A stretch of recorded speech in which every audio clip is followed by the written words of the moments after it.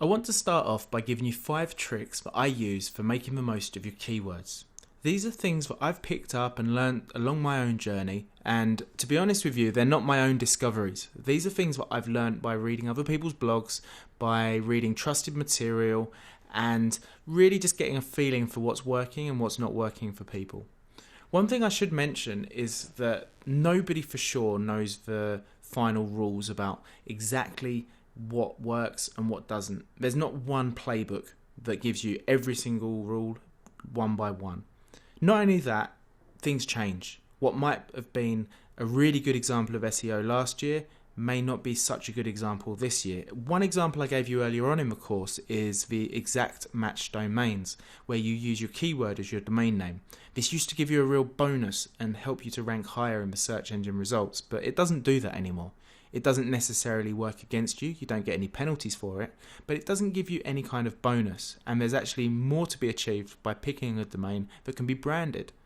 So this kind of thing always has to be given some attention to, the fact that we are in a moving market, the internet is something that does constantly change, and so keep that in mind with these tips. But I've tried to keep everything general so that it should be evergreen in terms of it working for now, for next year, and in the further future.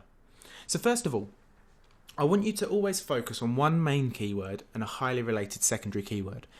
This basically means that when you're doing your keyword research, you should try and group together very, very similar words, or be thinking in your head about how when you're doing the content, you might be able to pull together one or more keywords into one article.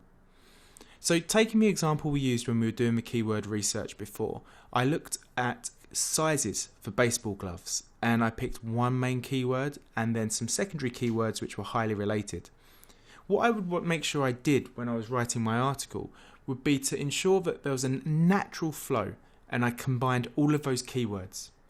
Later on in this section, you'll learn exactly where you can put your main keyword to increase your chances of getting higher on the search results. With the secondary keyword, I would say that just to use it where it's necessary, but always be mindful of it. Okay? Second of all, using Google Auto Answer to get popular seed keywords.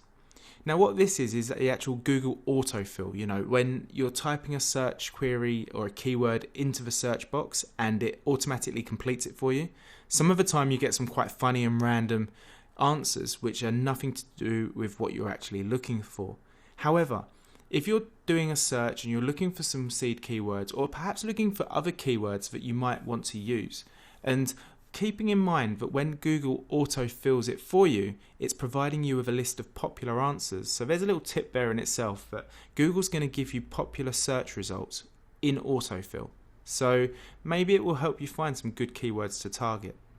What I wanted to say though is when you start typing a word in, like I could type in baseball glove and then see what autofill gives me.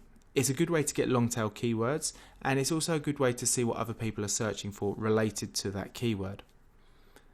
Always look at the first page results and identify weak competition. This is 101. You should be doing this on every single keyword that you do. Just type it in the local country. Remember, this is something quite important actually. I haven't mentioned it previous to now, but say for example you're targeting traffic in the US. Make sure that when you do work on Google and do your research that you're also looking in Google for the US. The same as if you're looking for keywords and doing targeting traffic in Australia. You'd like to go to google.au, the Australian version. I'd also recommend that you always use an incognito tab or a Mozilla, I don't know the name of the tab there, but one that doesn't keep history.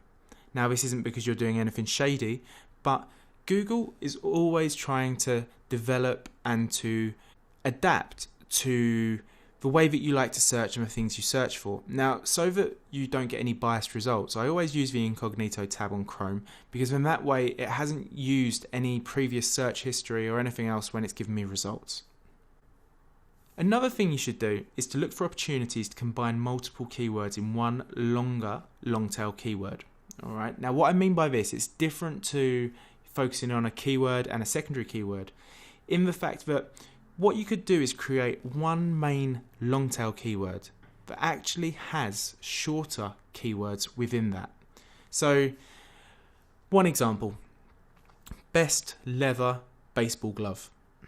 Now, within best leather baseball glove, you've got leather baseball glove, best baseball glove, best leather glove. There's a multiplication here, and this multiplication factor can really help you when people are putting search words into the Google search engine. Alright, so what I mean by this is really look for opportunities, but you have to make sure, and this links to my final tip here, it has to make sure the content sounds natural.